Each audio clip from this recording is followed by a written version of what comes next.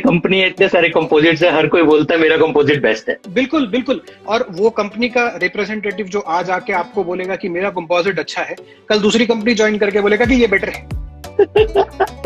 भाई उसकी भी रोजी रोटी है। He is not wrong in what he is doing, but you have to understand that it's the science.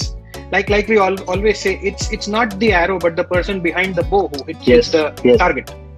Yes, exactly sir. So sir, coming straight on the point ki hot topic क्या है sir? Sensitivity after the composite restoration sir, burning question है।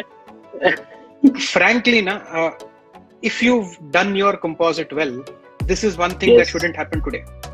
Yes, forget about being post composite, even after you do your crown prep, if it's a vital crown prep. And I understand ki in our country not many people, or most of the people, do not give a temporary, which a patient deserves, frankly.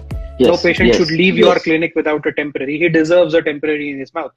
But even after that, the whole and sole idea of sensitivity lies behind 3 simple letters: IDS, immediate dentin sealing. जो dentin को आपने खोला है, जो tubule को आपने disturb किया है, उसको सील करो।